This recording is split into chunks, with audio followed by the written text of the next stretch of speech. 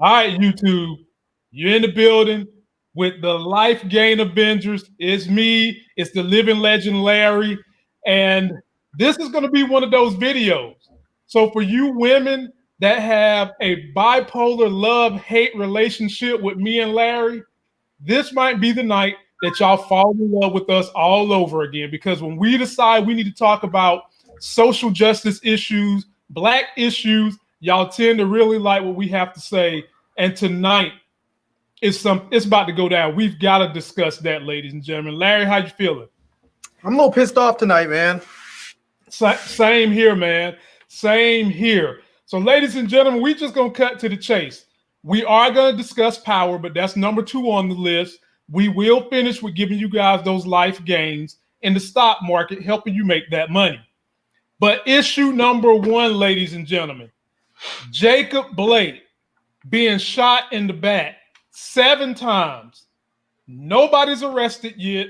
They gave us the hocus pocus alamigocious about let the process go through and all that bullshit. Take a look at this news clip, and then me and Larry are going to break it down, and we don't pull punches. That might be why a lot of people don't like to go live with me and Larry, because y'all know we does not mess around. We give it to you raw, and we never go PC about these issues. So take a look at this, and then we'll follow up. Chaos over the weekend sparked by another police shooting that was caught on tape. Stephen Fabian has the latest on a black man shot 7 times in the back by a police officer as his children were watching.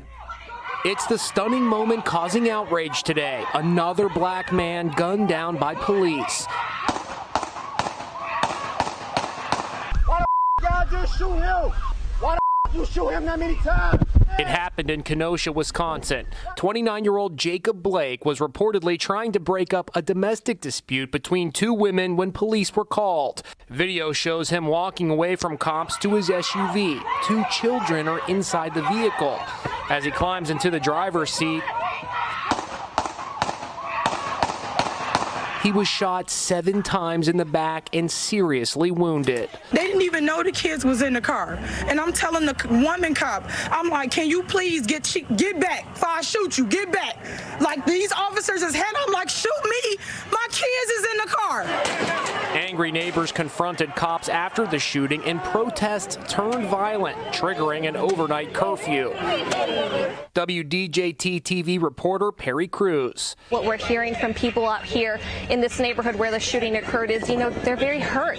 They're in disbelief that this has happened yet again, where a black man, a minority member, has been shot by a white police officer. In Portland, it was another weekend of civil unrest with rioting and street battles with cops. And check this out. Breonna Taylor, shot dead by cops in Louisville during a botched police raid, is on the cover of September's Vanity Fair. After O Magazine, it's now the 2nd national magazine to feature Breonna on the cover. Ladies and gentlemen, when these things happen, y'all know I tend to get so upset, I get flustered, twist my words up. Sometimes it's hard for me to articulate what I need to say. So I'm going to be very quick and swift with this, ladies and gentlemen. Appreciate you, Buzz. I'm going to hit you back in a minute. When is this going to stop?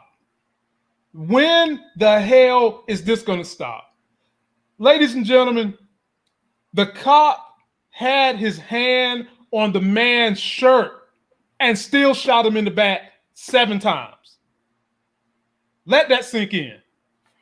He's got his hand on his back, pulling him by his shirt, and still shot him 7 times.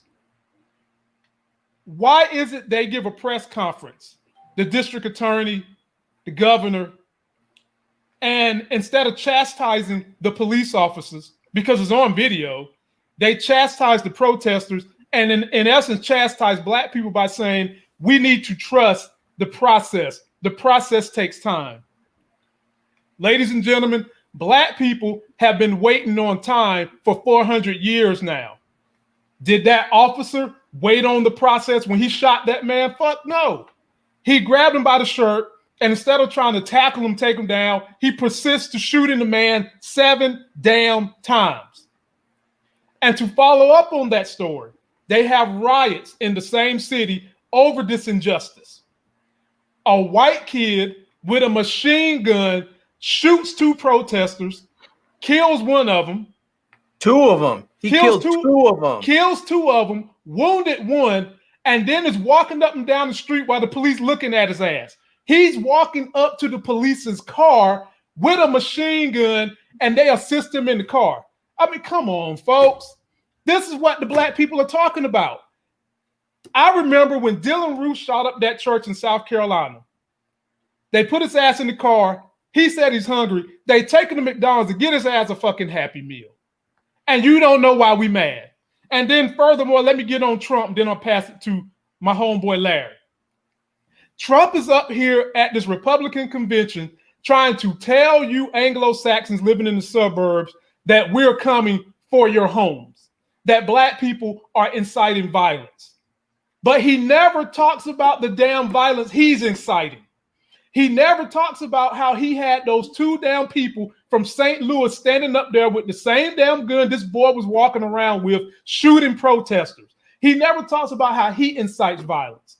Ladies and gentlemen, the police union has got to be broken up. You got to get your ass out there and vote, and things have got to change. Larry, the floor is yours. I'll finish up with what else I need to say after this, but for now, Larry, you get in and you get some. I'll tell you one thing that I'm sick of. I'm sick of white people shooting and killing us and then turn around and have the nerve, the audacity to try and tell us how we should protest. If those people are out there want to burn that place to the fucking ground, burn it to the ground. Let them create so much destruction, so much disruption. Let them create billions and billions and billions of dollars in damage and disruption so that when they ask how much is a black man's life worth, you can point to it and say it's going to be worth at least $2 billion every time you kill one of us. You shoot us in the streets, we are going to burn and destroy. We are going to destroy your government buildings. We're going to destroy your financial infrastructure. We are going to destroy at least $2 billion every time you kill one of us. You want to know how much our lives matter? That's how much they're going to matter, because that's the only thing that white people in this country seem to respect is money and violence, and that is it. I'm one of those people. I'm no longer an advocate for peaceful protest. It doesn't work. We have had 2 major times in this country, 2 major shifts where there has been racial progress, and both of them have come as a result of extreme violence. One of them is the Civil War. The other one is the Civil Rights movement of the 50s and 60s, and both of them were extremely violent.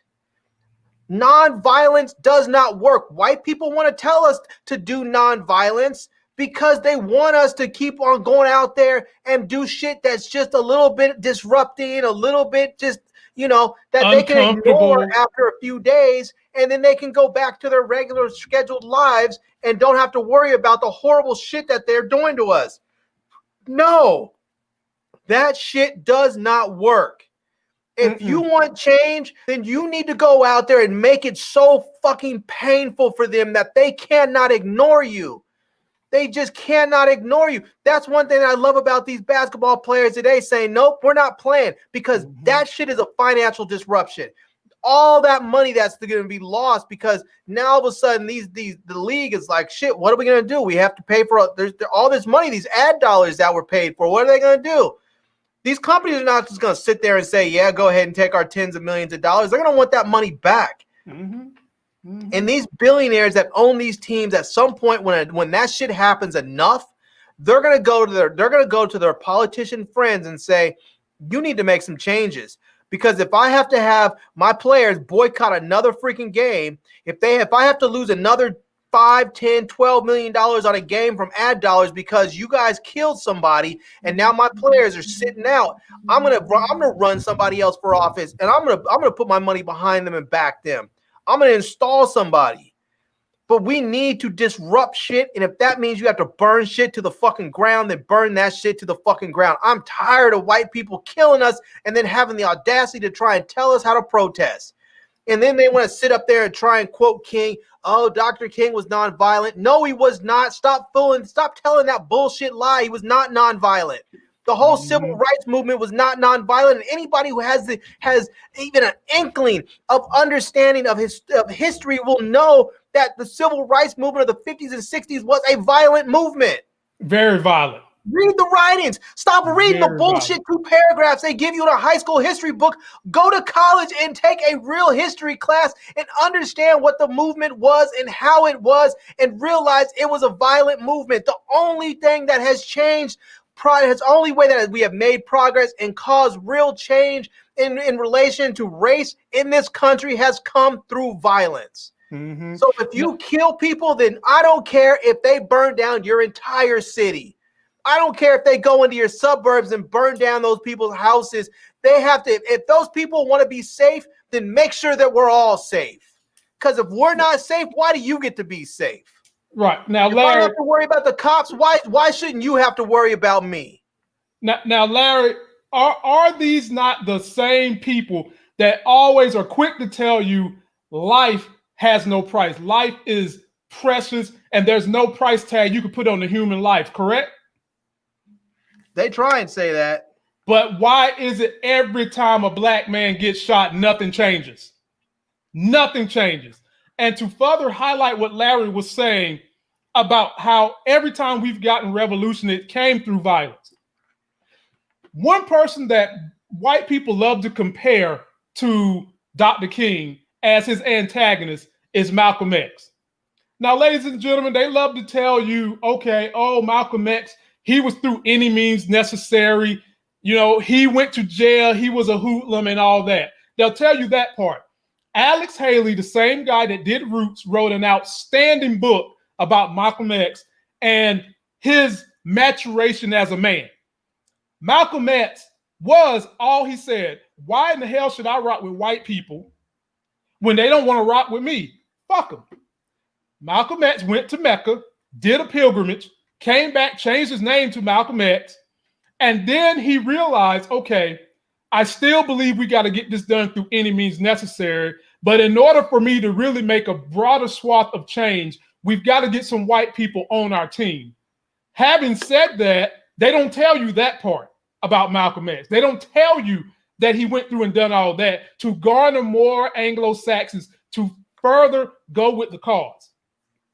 I'm going to play you guys a clip of what the NBA is doing and what one head coach had to say, not only about what happened, but something about the president, and it rings true. Take a look at this.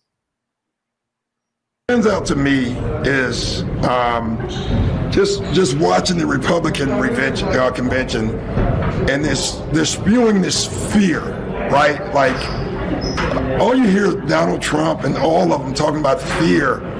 We're the ones getting killed. We're the ones getting shot. We're the ones that we're denied to live in certain communities. We've been hung. We've been shot. And all you do is keep hearing about fear. It's amazing to me why we keep loving this country and this country does not love us back. And it's really so sad. Like, I should just be a coach. And it's so often reminded of my color. You know, it's just really sad. We got to do better. But we got to demand better. Like, we got, you know, it's funny. We protest and they send riot guards, right? They send people in riot outfits. They go to Michigan with guns and they're spitting on cops and nothing happens. Nothing. The training has to change in the police force. The unions have to be taken down in the police force. My dad was a cop. I believe in good cops. We're not trying to defund the police and take all their money away. We're trying to get them to protect us, just like they protect everybody else. And how dare the Republicans talk about fear? We're the ones that need to be scared. We're the ones having to talk to every black child. What white father has to give his son a talk about being careful if you get pulled over? No, because they busy telling their white kids, you got to deal with those blacks and keeping our position of privilege. But ladies and gentlemen, that wasn't the only NBA celebrity or coach that done something. Take a look at this one. Now, ladies and gentlemen, I admire what both of those men did, but I really want to pick on Charles Barkley and Shaquille O'Neal. Hell, they the Hall of Famers. They should have got their fat asses up and left too, but I digress. When you start to see, like Larry said, people who have positions of power and influence finally join this movement and voice their opinions, because it's easy for black folks that have made it to be silent. Hell, the white people want you to be silent because they look at you like, well, why are you mad? You rich. Being rich don't change your damn skin color. Well, why are you mad? You get to come to our country club, but still don't change white privilege. So they want you to be quiet. But the more that we can get these people to turn the reins on the folks that are in control, and whether they want to do it because they're tired of being racist or they're forced to do it by merit, damn it, we need change. Larry, the floor is yours. I just, there's just so many things that I'm feeling, and I mean, I don't know who said it. I think it was in the Bible somewhere that said, first it came the flood, and if that doesn't work, then next is going to come the fire. And we've flooded the streets. We have flooded the streets with protesters. We have flooded the streets with peace, and that doesn't work. So now needs to come the fire. There needs to be a reckoning. There needs to be a cleansing of an element of this society that knows nothing but hate. They know nothing but disrespect and violence and hate. They hate themselves. They hate us. They hate women. They hate homosexuals. They hate Muslims. They hate everyone. When you look at that element, all there is a list of people that they hate. Those people need to be discarded. I know people don't want to hear that, but they need to go. Our society needs to move forward from a place of progression, from a place of love, from a place where people can live in harmony and in prosperity without having to deal with people who know nothing but a long list of hate. I mean, there was a sister somewhere online, I don't remember where she was, but I saw it online. She said, all we want is equality. You should be glad that we don't want revenge. I mean, that's really what it is. We just want equality. We're not seeking revenge.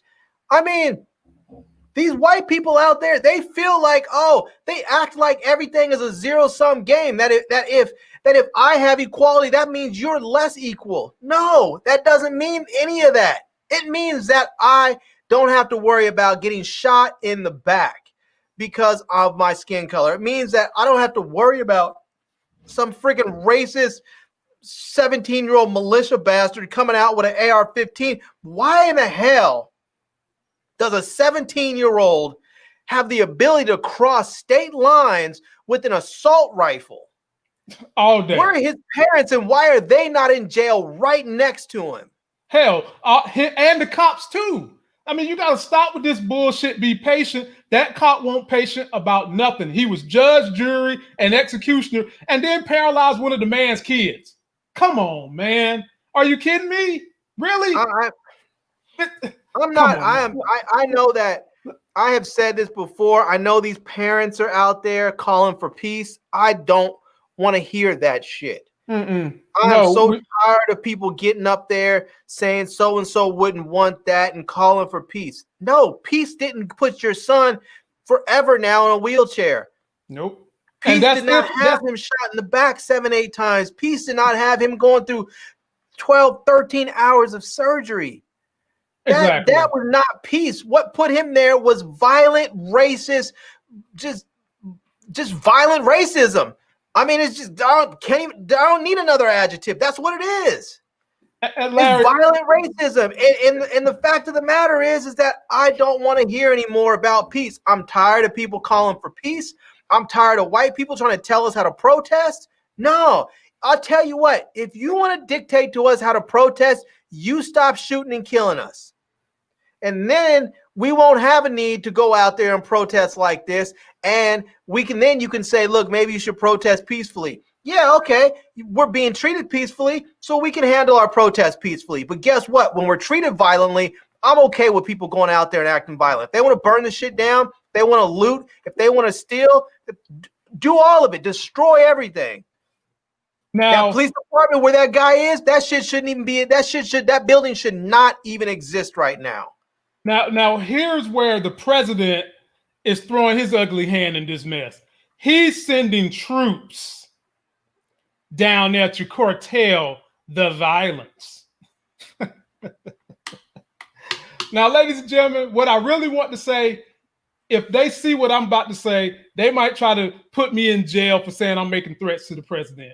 So I'm going to hold that one until after he's out of office. But what I will say is this. If instead of sending fucktards down there to control the protest, how about give the people something substantive that they can believe in? Hell, they were supposed to be wearing body cams, Larry. That state passed a bill last year that all police officers should be wearing body cams, and none of them had body cams.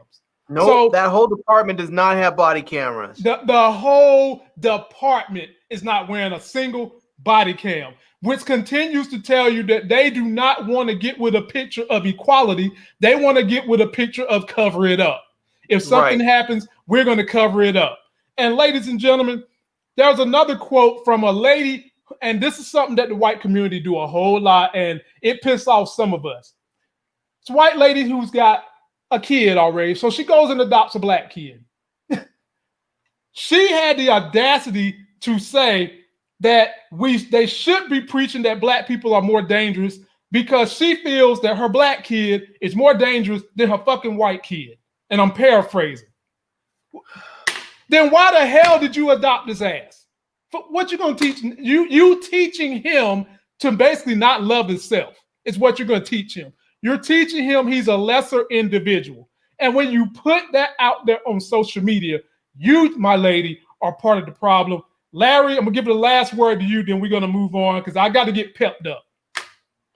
I'll just be honest with you, man. I'm not – I mean, obviously I can't go out there and tell people to burn or commit violence, but I'm sure as hell telling people that I'm not going to be one that's going to criticize you if you do it.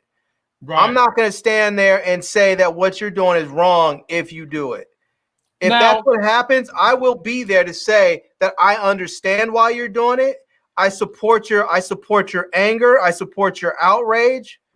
And that's what it is. I can't tell someone to go do something that's illegal because I don't want to get you in trouble. I don't want to inspire someone to get in trouble. I don't want to get in trouble myself, but I will tell you that if you do it, I'm going to be one here supporting you from afar. I don't know where you're at, but I will be here saying, I understand why you do it. I understand your rage. I understand your frustration. I understand why you did it. And I'm going to leave it at that. So, ladies and gentlemen, I'm going to say this on Larry's behalf. You know, some of y'all been following us since March, since Rona, since we've been giving out these great stock tips. And Larry on the video with me and T-Stream said, the very night we got up here and talked about George Floyd, Larry said nothing is going to happen until there's a violent revolution. And nothing did happen until them people got violent. Keep that in mind, and we'll move it on to the next issue. Ladies and gentlemen, we're going to talk a little power now. If you're finding me and Larry for the first time, please subscribe to the channel. Share us. You might love us one day. You might hate us one day. But one thing you can't do is deny us on any given day. Recently, 50 Cent and Mary J. Blige went on a show to talk about what the roles are going to be in power. So, ladies and gentlemen, we're going to take a look at what they had to say, and then me and Larry are going to break it down. turn to the show now. Mary, Power Book 2 Ghost. You play a ruthless drug dealer. Now, help us. Is there much you can relate to this character, and how? Absolutely. In the neighborhood I grew up in, the inner cities, the projects, there's always a Monet. There's 10 Monets. I grew up, most of my friends were Monets. But most of all, a lot of our mothers are Monets, single parent mothers trying to raise their children and, trying to survive. So my friends, my mom, my sisters, like every woman I know is a Monet. She's a boss and she's always trying to survive in a male dominated world. And what makes her ruthless is the fact that she has to take care of her family. That's what makes her ruthless. She is a boss and you are a boss too. And we got another boss right here, 50. So you're the executive producer on this show. It's the sequel to the hit Power that just ended. What was it like to bring Mary onto this one? You must have been really excited to be working with her. Yeah, it was really exciting. Like for me, I knew Mary was going to stop in New York on tour, and I set up for her to meet with Courtney to just sit down and talk about, possible characters or something that we could do on the show. And this is while Power was still running, and then it evolved and it developed. And I was so excited that we could make it happen. Like she'll tell you, I called her like 50,000 times, like, Mary, please, you understand, we need this. Let's take a quick look now at Power Book 2. What's going on out here? Back up. Damn, that's Monet. Get inside, Zeke. King can handle himself. And you too valuable to the family. Go ahead. This will be squashed in a minute. Wow. Now you, 50, you actually killed your own character off, so you're not going to be back for this season. And it's going to center around the son of Ghost. And a lot of people felt some kind of way about now the son of Ghost. They weren't feeling him a lot. So how did this storyline come along? And do you think all those fans from Power are definitely going to follow along? I think they're going to change when they see you love something. It changes. Like, because my character Kanan, they couldn't stand him either until he actually developed this relationship with Tariq. So later they'll find a way to really appreciate Tariq's character. But the way when I watch it, the intensity of the show is great, man. That's one foot in the university, the other foot in the street for Tariq, and they get a chance to see, like, it's a complex story put together very well and about the street life. So I think that they'll get into it and really appreciate it. It's the next level for Power. It's the next level in that Method Man is also part of the show. Mary, I know you've worked with both Curtis and Method Man on music before. Any chance we might see a three-way collab there? Well, when I began to EP this soundtrack for Ghost 50. Yeah, we could possibly. They'll possibly hear something from us because we may finish the soundtrack for the show. All right. Wait a minute. So y'all been a little coy there. Something's going on. So. That sounds like a tease. That's what we call that. It is. But yes, Mary and Method Man, you all actually won a Grammy together all those years ago for a duo. So to see you all on screen together like this is really cool. We're fans of the show, of course. Looking forward to this next chapter. So Larry, you remember hearing it here first that I said everybody that claimed they weren't going to watch this show because Ghost is gone, stop lying.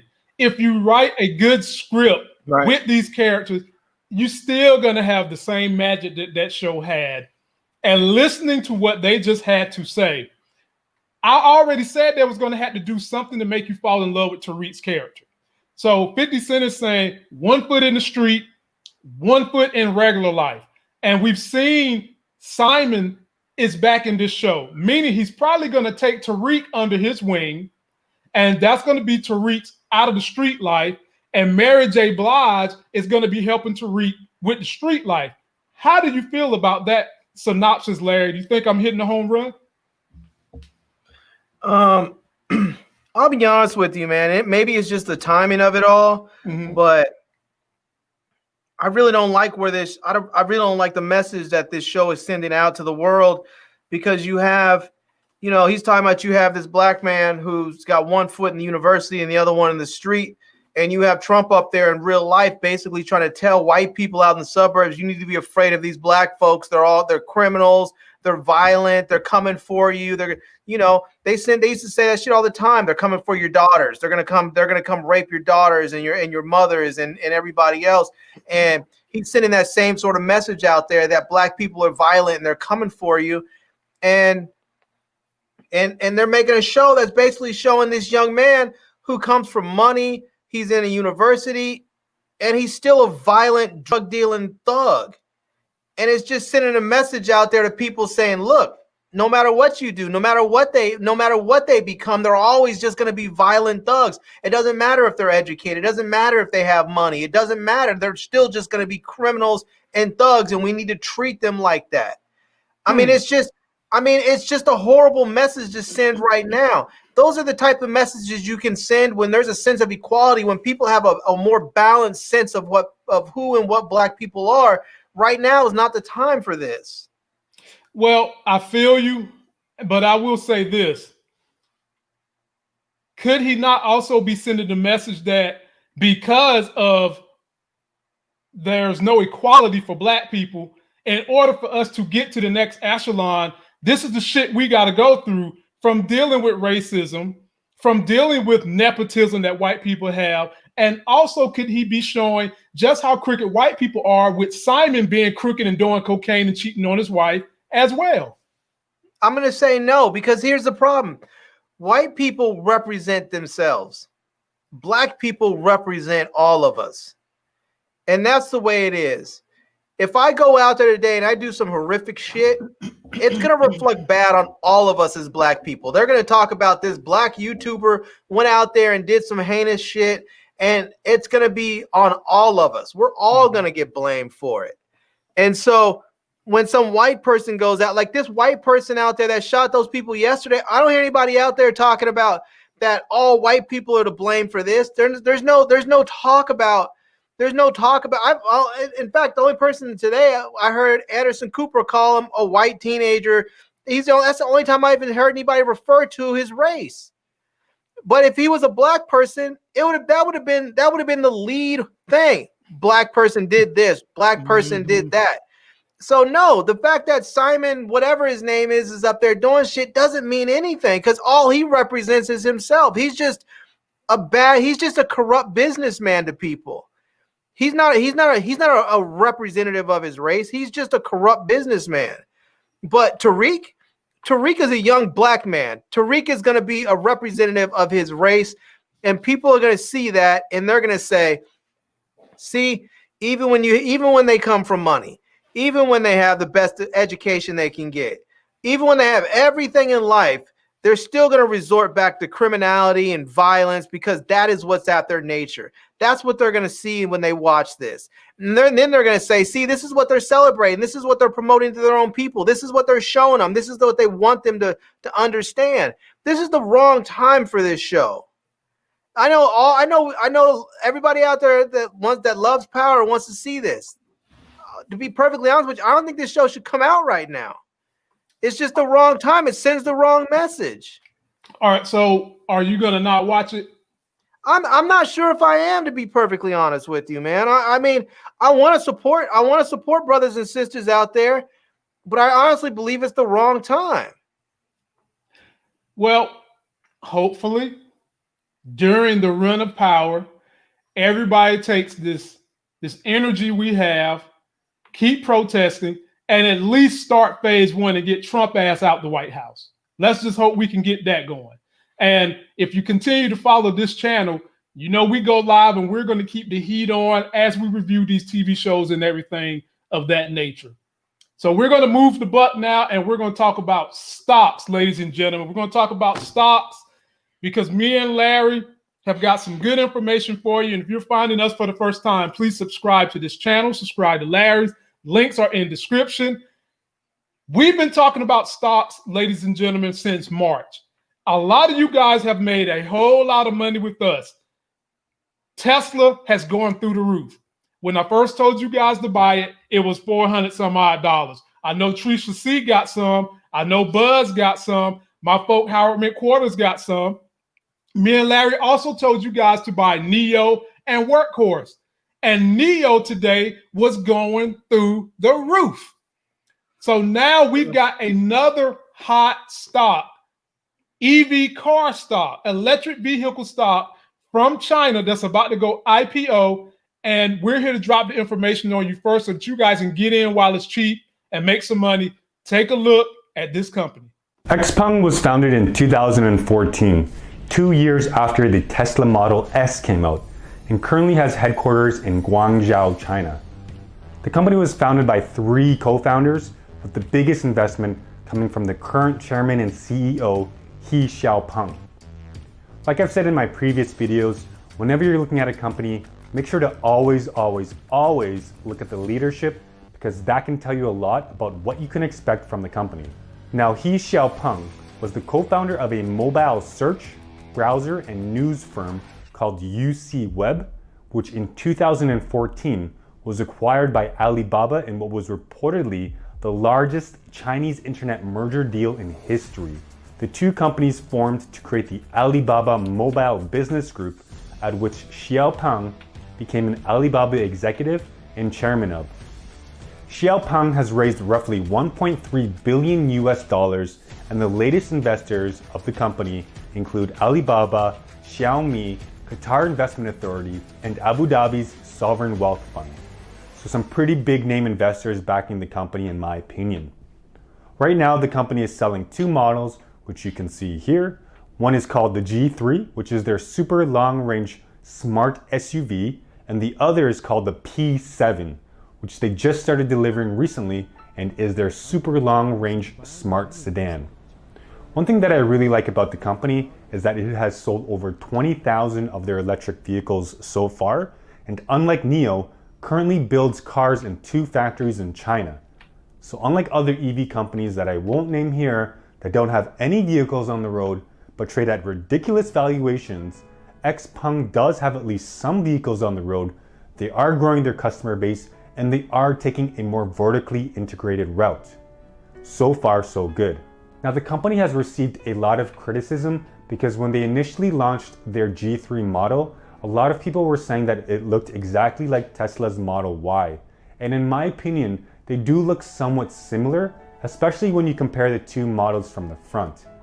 XPeng's G3 has the large front window that extends into the roof that Tesla is known for, and the body shapes do look very similar to me as well. Now the P7, their second model, looks like a pretty decent looking vehicle in my opinion as well, but one thing that's really a game changer is the price point. Right now, when you compare XPeng's P7, it costs roughly $33,000 US, while the Model 3 comes in at around $39,000 US, which is roughly 18% cheaper, and the range on the P7 is even higher than the Model 3.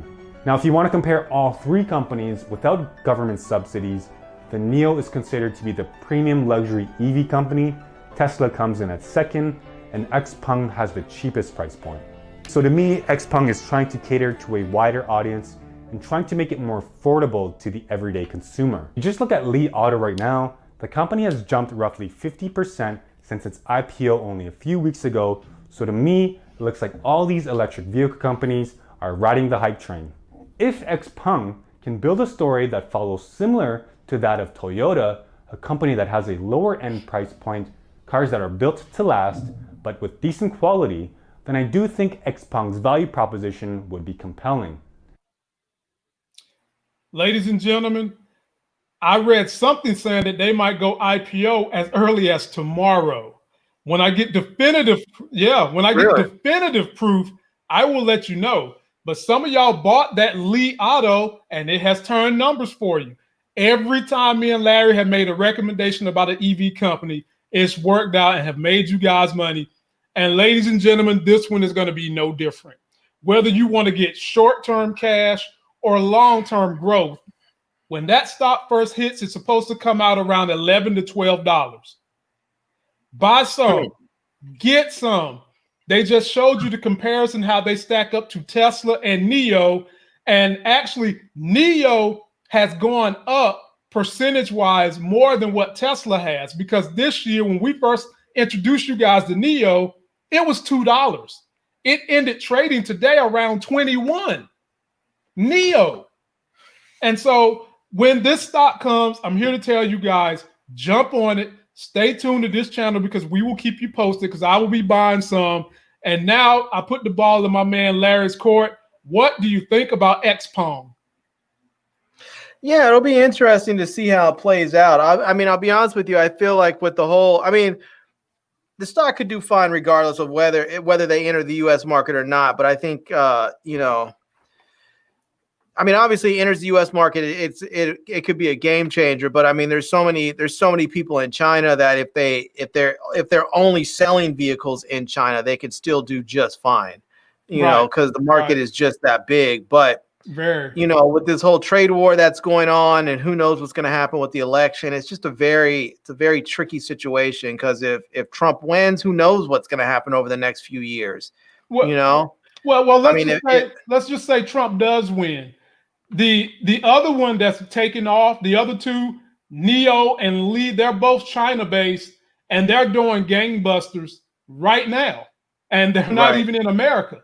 So, and those two cars are more expensive than the one that's getting ready to come out. And I've got confirmation the IPO is tomorrow, ladies and gentlemen, Thursday. It is tomorrow. Okay. So get ready to get you some XPong. But you know what the ticker is? XPGs. Yeah. I'll give it to you in a second. But I'll put it up here so everybody can see the ticker. What is it? XPEV. Here we go. This is the ticker. XPEV. Ladies and gentlemen who might want to get them some tomorrow when that thing is cheap. And I say get it early too, because the minute you have a chance to buy it, that thing is liable to go from $11 or $12 probably to $20 really, really fast. So go ahead and get you some. But if you're tracking the trends, ladies and gentlemen, this one is going to go up too. It's going to go up. It might take a little bit of time, but it's for sure is going to go up. They're offering self-driving technology, something NEO and Lee isn't doing. And they're doing all that on a battery that costs them less money, a car that costs less money, and they're giving you more range than a Tesla. You can't go wrong with that stock, ladies and gentlemen, whether you want short-term gain or long-term growth. Definitely get you one tomorrow. Right. Yeah, I mean, if it goes public tomorrow, I'll grab some, you know. I think I might have to move a little money into my account so that I can buy enough to really make it worth it. So, you know. I mean, all you need is about like 50 shares, man. You're good to go. I mean, if it opens at like $10, $12, I might buy a whole lot. Good gracious sake. Hey, man, don't forget your plan, brother. You got a plan now. You got a plan. Well, that was part of what I was thinking. I was like, well, if I buy a lot, then I can just do a covered call? You could. Because I'll have 100 shares. Yeah. You definitely I won't even need to put up any cash. Nope. You could do a covered call. That's for sure. That's definitely for sure. And it's probably a lot better. You know, sometimes, especially on a stock like that, the volatility is going to be so high. Your premium is going to be a whole lot more because the premiums have gone up so high on NEO. I did a put on NEO, ladies and gentlemen. If you watch my video Monday, you saw I did a put on NEO. Since then, the premiums have almost gone up ×2 as we get closer to the expiration date, which is Friday. And I'm sitting here kicking myself in the pants because I put more money in my put on Best Buy, which went flat, than I did on NEO and Toll Brothers. When something was digging at me to say, you better go with NEO. Something was digging at me, but it's all good. Either way, we're still making money. Right. So, ladies and gentlemen, you guys, I want you guys to be safe out there. I want you guys to do whatever it is you need to do to get prepared to vote. If you haven't already downloaded Robinhood, the link is in my video description. Download it so you can start taking advantage of the stock market. Any closing remarks you want to say to the people, Larry? Vote. Wear a mask and vote.